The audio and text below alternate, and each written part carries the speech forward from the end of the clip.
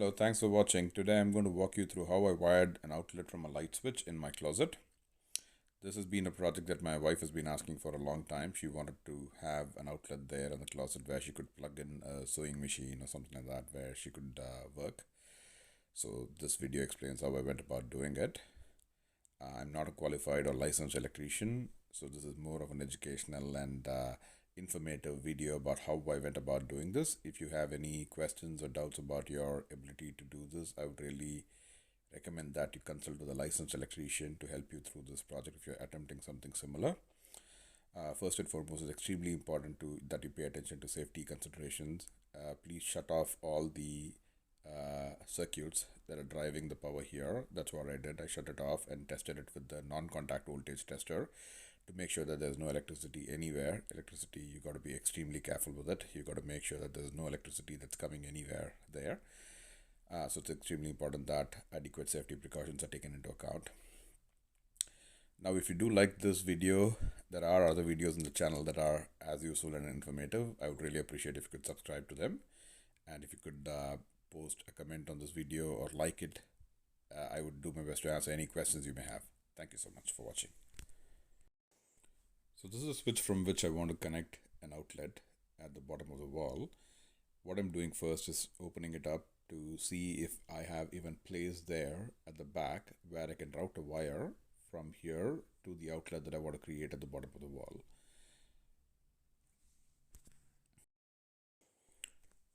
I've taken out the light switch and I'm testing with a non-contact voltage tester just to ensure that there's no current coming out anywhere there. Just to be completely sure, even though I shut off the main circuit, just I want to ensure that there's no power coming anywhere there before I touch any of those wires.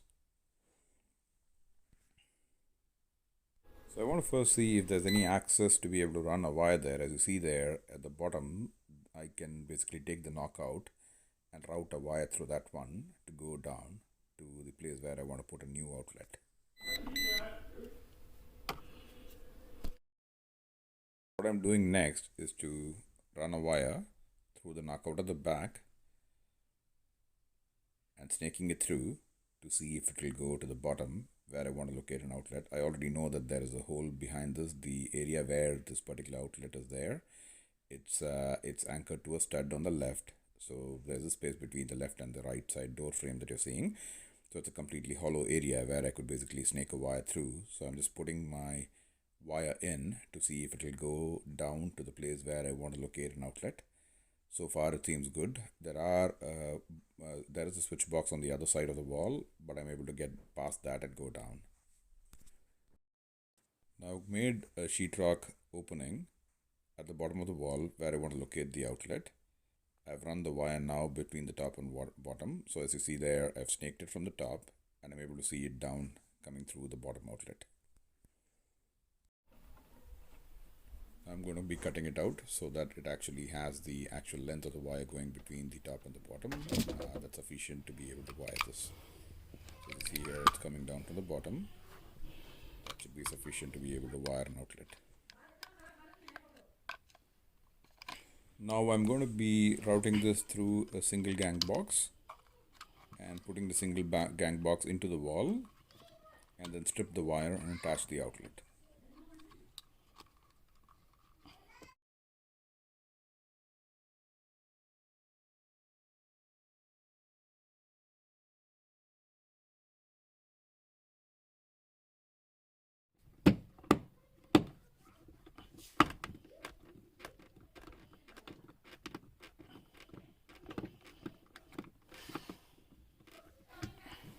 After you tighten the screws, you want to ensure that the single gang box is safe and secure and attached to the wall and is flush mounted.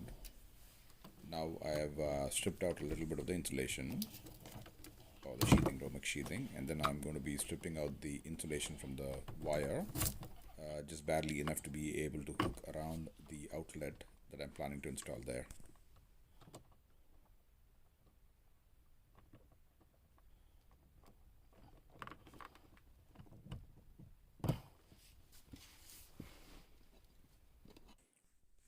So along with my linesman plier, what I'm doing is I've just created a semicircle there, basically to be able to hook around the terminals within the outlet.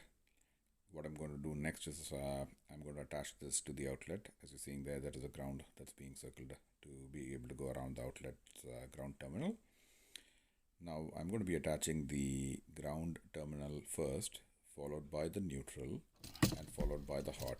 The ground is the one that is brass or golden color there, and neutral is the one that is white in color, and the hot is the one that is black in color.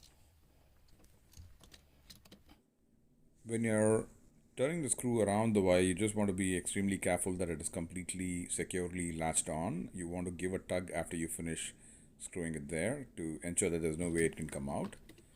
So that's what I've done with all the three of them. I've put them around the terminals, tightened them, and tugged them to ensure that they don't come out.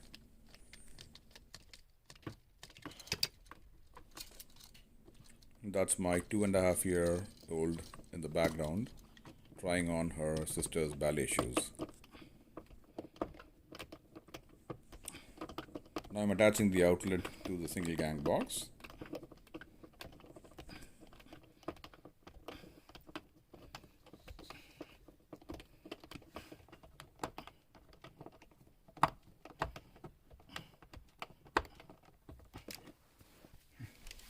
So the outlet is completed. Now we are going to move on to the switch.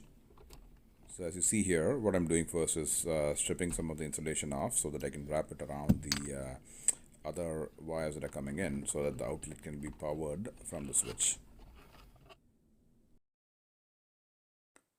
Next, what I'm going to be doing is bringing all the grounds together and using my linesman plier to twist them all around so that they're all very tightly wrapped together. And then I'll be putting in a wire nut and wrapping it extremely tightly to make sure that everything is held securely within the wire nut and there's no scope that it can come out. I will then follow this with doing the same thing for all the neutrals that are there. I'm going to wrap up all the neutrals together, use my linesman plier again to twist them out completely, and then I'll be attaching the wire nut to safely secure it and tugging it to ensure nothing can come out. Now when you do the same thing with the black wire, you've got to just make sure that you understand which one is the line coming in and which is the line coming out. The switch has a line coming in and it has a line going out to other places. So you just need to make sure that you know which is the line coming in, and you wrap that, which is also called the hot, along with the wire that you snaked from the outlet together before you put the wire nut on, right? So you just need to be very clear about which one is the line coming in. I've tucked them all in, put the switch back, and I'm putting the screws back to hold it all together.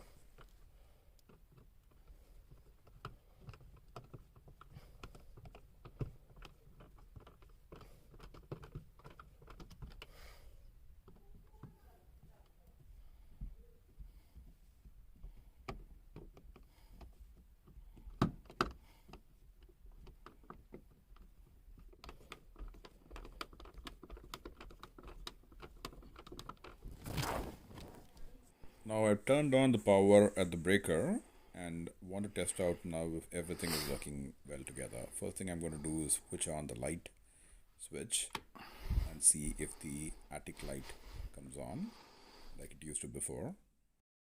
So light is coming on, so the connection is good now. What I'm then going to do is use a receptacle or an outlet tester to make sure that the outlet is correctly configured and grounded. So this is a tester that I'm going to use.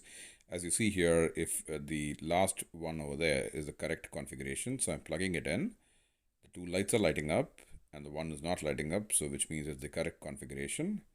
So I'm trying it out on the top and the bottom outlets, so everything is perfectly wired.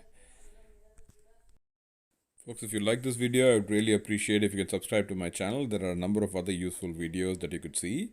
And I would also appreciate if you could like this video and post your comments. If you have any specific questions, I'll do my best to answer. Thank you so much for watching.